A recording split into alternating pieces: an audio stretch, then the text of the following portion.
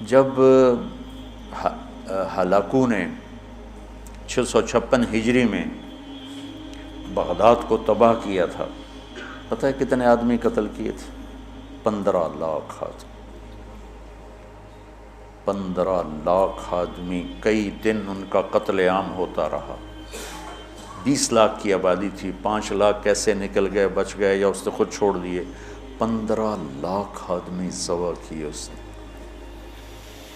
اور اس کے پیچھے بے شمار جو چل رہی تھی نافرمانی، اس میں ایک بڑی نافرمانی فرقہ واریت تھی، اور شیعہ سنی فساد اور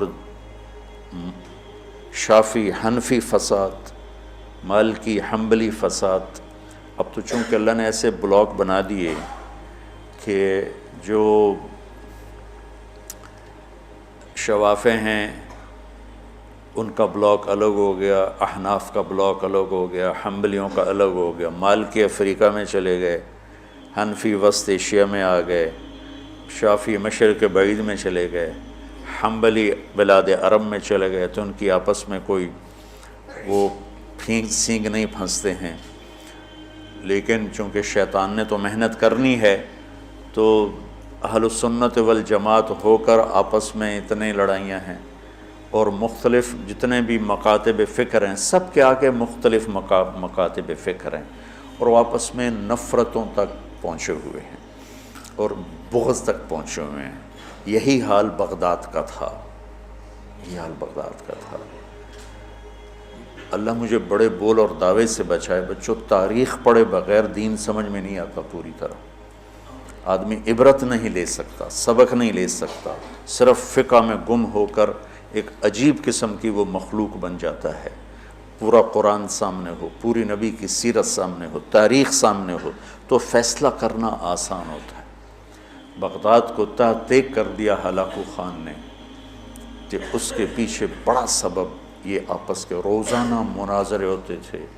317 ہجری میں 317 یعنی ابھی خیر القرون ختم ہوا ہی تھا، بغداد میں حنبلی اور غیر حنبلی مناظرے میں اس قدر فساد ہوا کہ سینکڑوں آدمی قتل ہو گئے، ایک دوسرے کی جان کے ایسے درپے ہوئے۔ دونوں طرف سے اہل سنت ہیں، لیکن ایک دوسرے کی گردنیں اڑا دی، اور یہ عام ہونے لگا۔ تو اللہ تعالیٰ کی طرف سے وہ عذاب بن کر آیا 656 ہجری میں۔ اس نے سارے بغداد کی اینٹ سے اینٹ بجا دی، اور ساری کتابیں اٹھا کے دریائے دجلہ میں ڈال دی۔ دریائے دجلہ کا پانی 1 مہینے سیاہ ہو کے بہتا رہا، اتنی کتابیں اس نے ڈال دی۔ اور اللہ نے ایسا رعب ڈال دیا مسلمانوں پر کہ 40 آدمی کھڑے ہوئے ہیں، اور ایک تاتاری مغل کہتا ہے سارے یہیں کھڑے رہو، میں تلوار لے کے آ کے تمہیں قتل کرتا ہوں۔ اس کے ہاتھ میں تلوار بھی نہیں ہے، وہ تلوار لینے جاتا ہے، وہ 40 وہیں کھڑے ہوئے ہیں، بھاگتے بھی نہیں ہیں، واپس آ کر 40 کی گردن اڑاتا ہے۔ میں مستند کتابوں سے البدایہ سے آپ کو بتا رہا ہوں۔ اللہ کے نبی نے 4 دعائیں مانگی، مسجد اجابہ، اب وہ حرم میں شامل ہو گئی، توڑ دیا اس کو۔ مدینہ میں، یا اللہ میری امت پہ تیرا ایسا عذاب نہ آئے جو انہیں ختم کر دے۔ اللہ نے کہا قبول ہے۔ یا اللہ ان پر کوئی زمینی ایسا عذاب نہ آئے جو انہیں ختم کر دے۔ اللہ نے فرمایا قبول ہے۔ یا اللہ ان پر کوئی دشمن ایسا نہ آئے جو انہیں مٹا دے۔ اللہ نے فرمایا قبول ہے۔ یا اللہ ان میں آپس میں اختلاف نہ ہو۔ تو اللہ نے فرمایا نہیں میرے محبوب، یہ قبول نہیں، اختلاف ہوگا۔ یہ پیپر ہو رہا ہے، امتحان ہے، امتحان میں ہم دیکھیں گے کون حدود پہ قائم رہتا ہے، کون حدود کو پار کرتا ہے۔ تو اختلاف اس کائنات کی لازمی چیز ہے، مذہب کے نام پر بھی ہوگا، سیاست کے نام پر بھی ہوگا، اور چھوٹی چھوٹی باتوں پر ہوگا، اور صحیح نیت کے ساتھ بھی ہوگا اور فساد کی نیت کے ساتھ بھی ہوگا۔ تو جب میرا اللہ کہہ رہا ہے اختلاف ہوگا، پھر کہہ رہا ولا تفرقوا، دیکھو تم اختلاف کرو لیکن فرقہ واریت کا شکار نہ ہو۔ کتابیں تاریخ کی بہت ہیں، اور یقیناً تاریخ کی روایت کا معیار قرآن و سنت سے کے برابر نہیں ہو سکتا ہے۔ تاریخ کچھ کہے اور حدیث کچھ کہے، قرآن کچھ کہے، تو تاریخ کو چھوڑ دیا جائے گا۔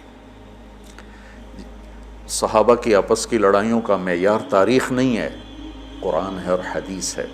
وہ انسان تھے، بشر تھے، ان سے خطائیں ہوئیں، لیکن میرے اللہ نے کہا کُلًا وعد اللہ الحسنیٰ، میرے نبی میرا وعدہ ہے تیرا ہر صحابی جنت میں جائے گا۔ بس اس کے بعد ہماری زبانیں بند ہو جانی چاہیے۔ جن کو اللہ نے معاف کر دیا ہو، ہم ان پر زبان کھولیں گے تو ہلاک ہو جائیں گے، تباہ ہو جائیں گے۔ تو بچوں، آپ کو نصیحت کرتا ہوں، اور جو سن رہے ہیں، مسلمان بن کے چلو، اللہ کے واسطے فرقہ واریت کی لعنت سے نکلو نکلو نکلو، یہ ختم نہیں ہو سکتے۔ ہاں، ہم جڑ کے چلیں، اپنے اپنے مسالک پر چلتے ہوئے ایک دوسرے کو عزت دیں، احترام دیں۔ مولانا محمد قاسم نانوتوی رحمۃ اللہ علیہ، جنہوں نے دیوبند کی بنیاد رکھی، بہت بڑے مناظر تھے بر صغیر کے، ساری زندگی کسی مسلمان فرقے سے مناظرہ نہیں کی، ساری زندگی۔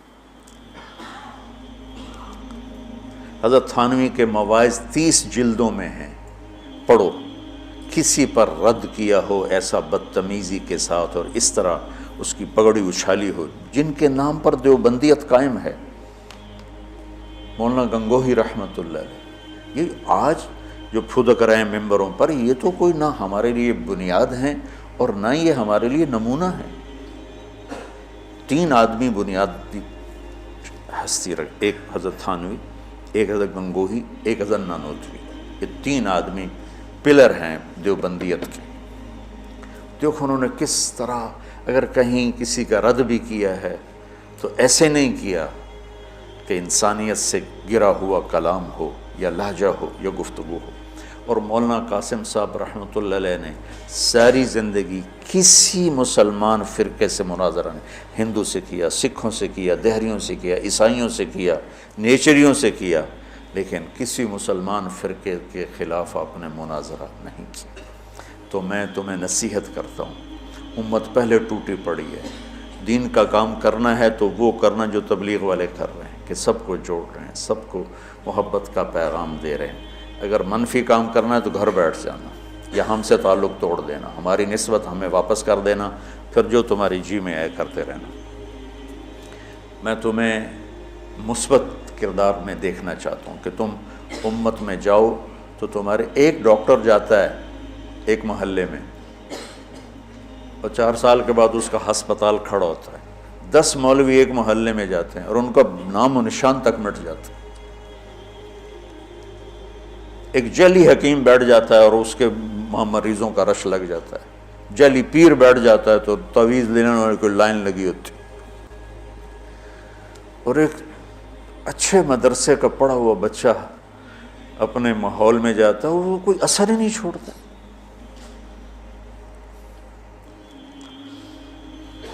تو بچوں، تھوڑی سی زندگی ہے، نفرتیں نہ پالو، بغض نہ پالو، حقارتیں نہ پالو،